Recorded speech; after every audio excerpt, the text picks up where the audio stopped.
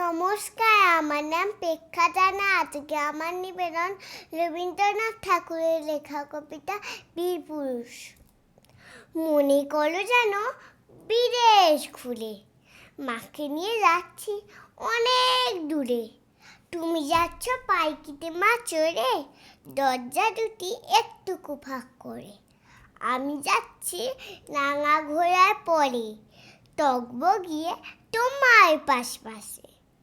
রাস্তা থেকে ঘোড়ার খুঁড়ে খুলে রাঙা ধুলোয় মেয়ে গুড়িয়ে আসে।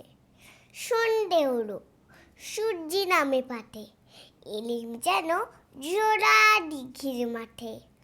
ধুধু করে যেদিক পানে চাই, কোনোখানে জনমালম নাই। তুমি যেন আপন মনে তাই ভয় পেয়েছো, ভাবছো এলিম কোথায়। আমি বলছি ভয় করো না মাগো, ওই দেখা যায় মরা নদীর সোতা।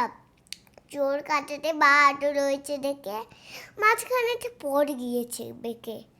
গরু বাছুর নেই তো কোনোখানে, সন্ধে ওঠেই গেছে গায়ে। আমরা কোথায় যাচ্ছি কে তা জানে, অন্ধকারে দেখা যায় রে ভালো। আমি জানো তোমায় বলছি দেখে, আমি আছি, ভয় কেন মা করো। হাতে লাঠি, মাথায় ছাগলা চুল, কানটাতে গোজার জবার ফুল।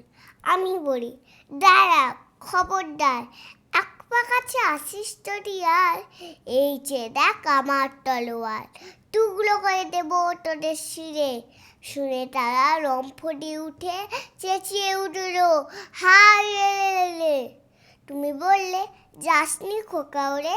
আমি বললাম দেখোই না চুপ করে। ছুটিয়ে ঘোরা গেলেম তাদের মাঝে, ঢাল তলোয়ার ঝনঝনিয়ে বাজে। কি ভয়ানক লড়াই হলো মাঝে, শুনে তোমার গায়ে দেবে কাটা। কত লোক যে পালিয়ে গেল ভয়ে, কত লোকের মাথা পড়ল কাটা।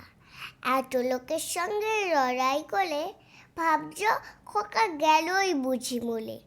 আমি তখন রক্ত মেখে ঘেমে বলছি এসে লড়াই গেছে থেমে। তুমি শুনে পালকি থেকে নেমে চুমুকে নিচ্ছ আমায় কোলে। বলছো ভাগ্যে খোকার সঙ্গে ছিল, কি দুর্দশাই হতো না তাহলে। রোজ কত কি ঘটে যাহা, এমন কত কি সত্যি হয় না আহা। ঠিক যেন এক গল্প হতো তবে, শুনতে জ্বালা অবাক হতো সবে। দাদা বলতো কেমন করে হবে, খোকার গায়ে এত কি জোর আছে।